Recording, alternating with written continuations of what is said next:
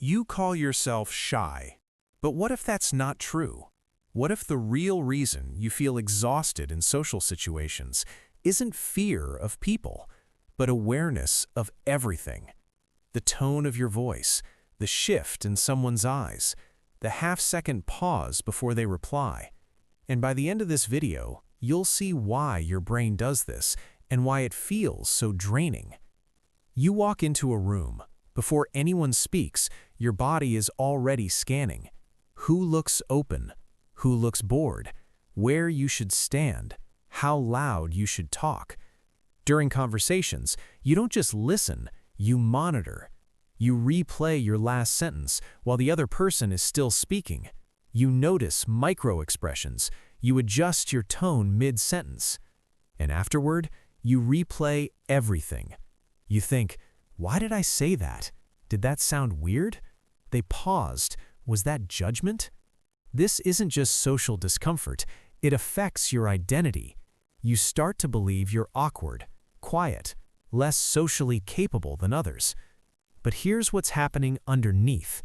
This pattern is closely linked to high self-monitoring and heightened social threat sensitivity, traits studied in personality psychology and cognitive science. Your brain isn't shutting down, it's over-processing. And that changes everything. You are not socially incapable. You are perceptive. Some nervous systems are wired to detect subtle shifts in social environments. In evolutionary terms, this was protective. If your brain could quickly sense tension, rejection, or dominance shifts, you stayed safe within the group. So what you experience as shyness may actually be a finely tuned social radar. The problem isn't awareness, it's overload. And that overload comes from how your brain handles attention. Let's simplify it. Your brain has something called the salience network. Its job is to scan for what matters. For you, social cues are highly salient. They light up the system.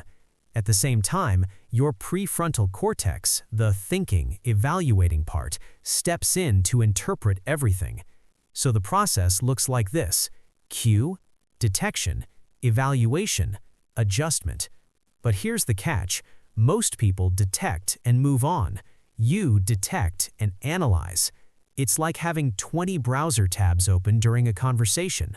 One tab for your words, one for their tone, one for your posture, one for the memory of a similar interaction. Your working memory gets overloaded. Cognitive load increases. Energy drains. And when cognitive load rises, your brain interprets the situation as stress. That stress feels like anxiety, but it began as awareness. And now the real question becomes, how do you keep the awareness without the exhaustion? 1. Shift from self-monitoring to task focus. What to do? In conversations, deliberately anchor your attention on one external detail, the topic, not yourself. Why it works? Attention is limited. Redirecting it reduces prefrontal overactivity and lowers cognitive load. Example: instead of thinking, how do I sound? Focus on, what is this person actually saying? 2. Slow the feedback loop. What to do? Pause before responding. One breath. Why it works?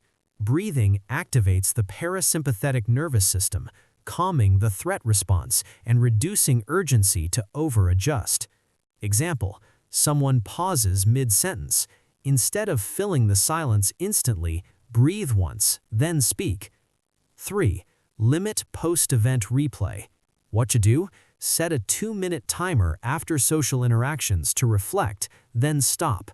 Why it works? Rumination strengthens neural pathways of threat anticipation. Time limiting interrupts reinforcement. Example: after a meeting, reflect briefly. Write one objective takeaway, then close it. 4. Normalize micro-rejection. What to do? Remind yourself, neutral reactions are not negative judgments. Your brain has a negativity bias. It fills ambiguity with threat. Conscious reframing corrects prediction errors. Example: they seemed distracted.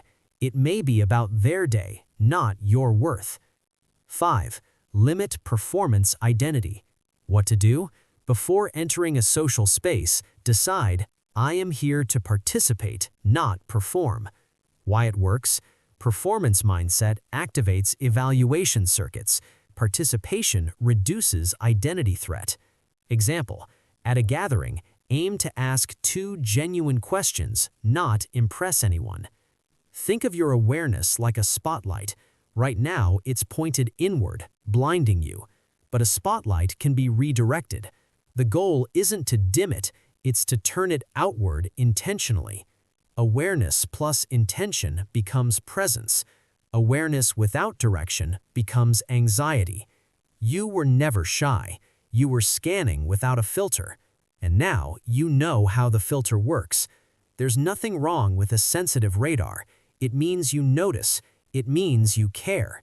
The work is not becoming louder or more confident or someone else. It's learning to let your awareness rest. Because when your mind isn't busy measuring every reaction, you don't disappear.